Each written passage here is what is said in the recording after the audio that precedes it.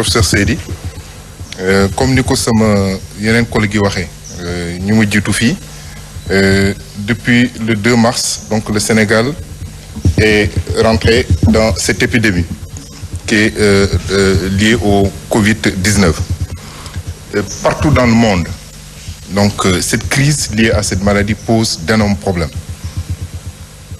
Et ces problèmes sont surtout notés également par rapport aux patients qui sont les patients les plus graves. Ce que je peux dire en tout cas pour le Sénégal, une attitude rassurante peut être déjà constatée par rapport à certaines mesures de prévention qui ont déjà été prises, mais également par rapport à certains points forts qui sont dans le plan de riposte. Et dans ce plan de riposte, pour la prise en charge de ces patients graves,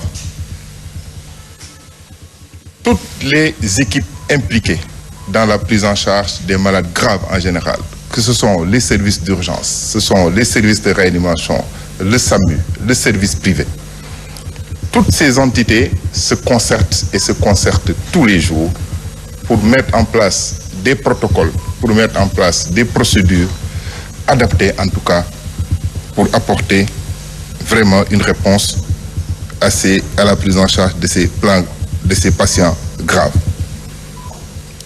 Ce qu'il faut noter également, c'est qu'il y a eu une très bonne anticipation par rapport aux lits de réanimation. Les lits de réanimation manquent dans le monde entier. Même en dehors du Covid, dans le monde entier, les lits de réanimation, c'est vraiment en médecine, c'est les lits de réanimation qui manquent le plus. Parce qu'un lit de réanimation complet et nécessite tellement de ressources en équipement, tellement de ressources également humaines, et que le monde entier, même aux États-Unis aujourd'hui, et c'est la crise qui vient démasquer en tout cas toutes ces insuffisances par rapport à la disponibilité de ces lits.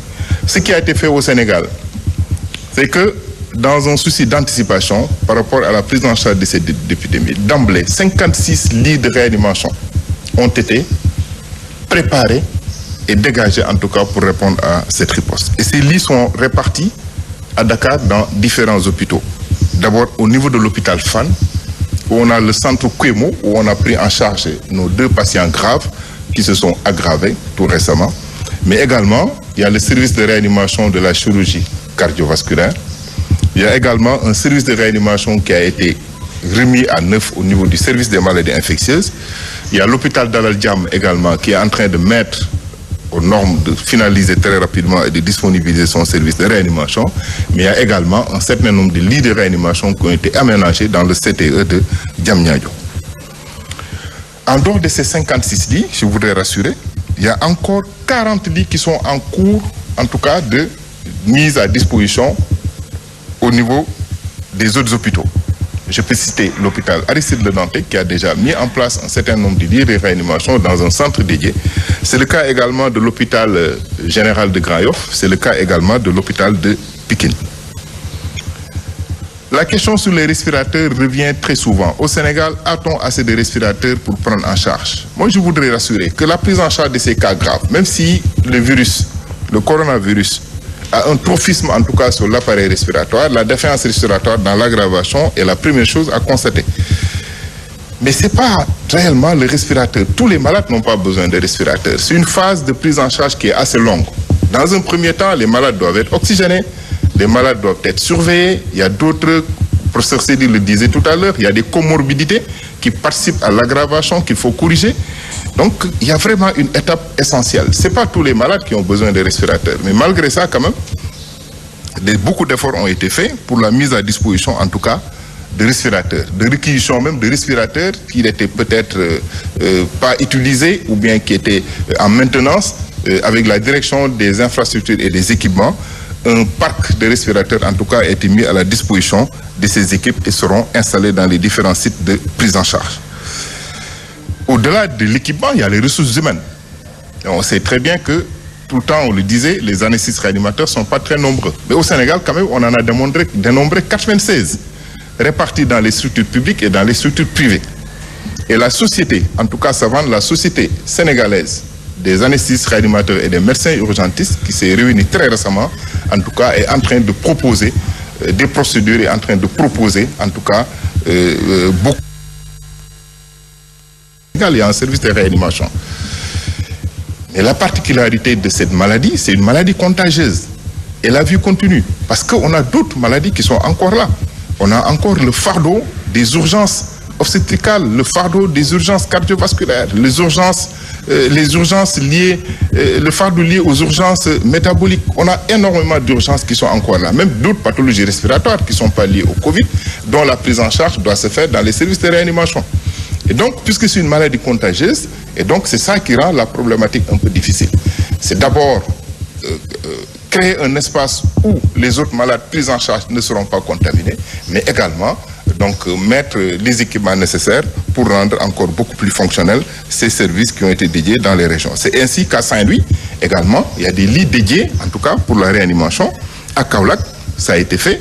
À Thiès, c'est en cours. Et à Diourbel, récemment, donc, on me renseigne donc sur cette disponibilité.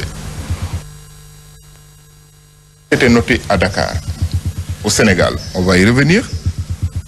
Qui ont été hospitalisés la semaine dernière, je pense que c'est le 26 et 27 mars, qui ont été dans un premier temps évacués par les services du SAMU national au niveau du centre de traitement de l'hôpital Fann, où une surveillance continue est mise en place. Donc, et dans toutes les salles, d'ailleurs, je rappelle que même dans l'hospitalisation classique, c'est des malades qui ont un appareil de monitorage, mais qui peuvent être oxygénés également dans ces centres, où les équipes sont là et font une surveillance 24 heures sur 24. C'est comme dans ce cadre que cette aggravation a été notée. Et donc, toutes les équipes se sont retrouvées sur place, même dans la nuit, d'abord à 4 heures du matin.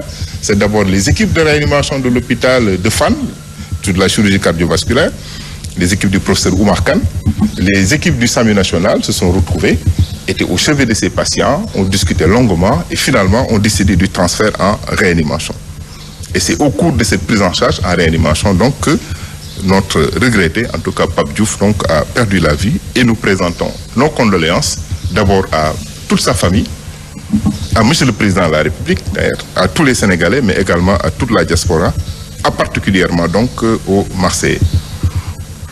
Alors, je reviens également sur les demandes d'évacuation. J'avoue que ce n'était pas un problème de disponibilité du plateau technique. Je vous rappelle que le service de réanimation où ces patients ont été pris en charge, qu'on a mis en place au niveau de l'hôpital de Fann, à Kouémo, je rappelle que c'est un service qui a des normes européennes. Parce que c'est des malades opérés du cœur, de pathologies cardiaques sévères qui sont pris en charge dans cette réanimation.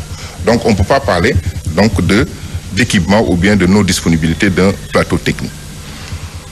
Et ces rapatriements ont été demandés, et c'est très courant. C'est très courant. Nous, en dehors de la maladie, quasiment des centaines d'évacuations sanitaires sont faites donc, sous demande de la famille, parce que simplement, c'est des patients qui résidaient donc, à l'étranger. Je reviens sur la gravité de la maladie, très rapidement. La gravité de la maladie liée au fait que le virus, je disais tantôt, a un trophisme respiratoire. C'est les voies respiratoires qui sont attaquées de plus souvent et ça détermine une complication qui est assez grave. Et cette complication, en fait, même en dehors du Covid, c'est une complication qui est connue. Le syndrome de détresse respiratoire aiguë, c'est une pathologie qui est très grave, dont la prise en charge se fait en réanimation avec un taux de mortalité qui est quand même élevé. Même dans les pays développés, un taux de... Si vous voyez, le taux de décès que nous notons dans les pays développés, c'est lié à ça. La mortalité liée au syndrome de détresse respiratoire aiguë, même dans les pays développés, les réanimations les plus équipées, est voisine de 30%. Et ce qui explique donc, associé à une maladie infectieuse aussi sévère, ce qui explique donc, si vous voyez à la télé, ce nombre de décès très élevés dans les pays développés. On avait dit tantôt que cette pathologie s'aggravait sur des terrains avec comorbidité. C'était les personnes âgées qui ont des tares d'autres comorbidités, dont le diabète, dont les maladies cardiaques, dont une maladie respiratoire préexistante, dont d'autres maladies métaboliques, dont le diabète, dont autre chose. Mais récemment, la littérature a montré que on a commencé à noter ces complications graves, même chez des sujets jeunes de la quarantaine. Et même tout récemment, chez des adolescents. Et ce matin, j'ai été étonné, j'ai entendu même un décès d'un nourrisson de 2 mois aux États-Unis dans le Connecticut. Donc cette maladie n'a pas encore fini de nous révéler, en tout cas, ses facettes. Et j'insiste, c'est pour finir, que mon collègue l'a dit tout à l'heure, qu'on ne doit pas baisser la garde. On doit continuer encore la préparation continuer à améliorer la riposte à tous les niveaux. Mais surtout, on ne le dira jamais assez, insister sur la prévention, les gestes barrières. Chacun doit surveiller son prochain. Chacun doit se considérer comme étant potentiellement porteur de cette maladie et considérer son vis-à-vis comme étant potentiellement porteur de cette maladie. Comme ça, ces gestes barrières seront respectés et toutes les, en tout cas, précautions seront prises afin de limiter la diffusion de cette maladie dans notre pays. Je vous remercie. Ma tënk ko ci wolof.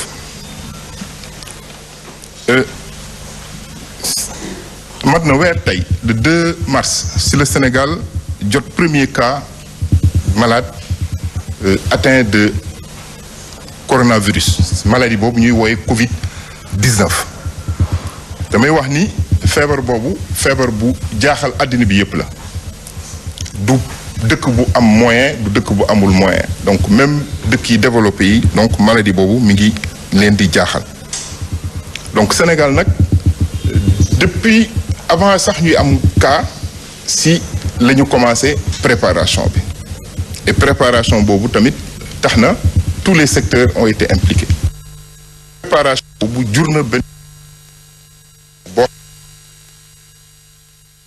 prévoir nañ ko même cas yu nga xamante ni sauvetage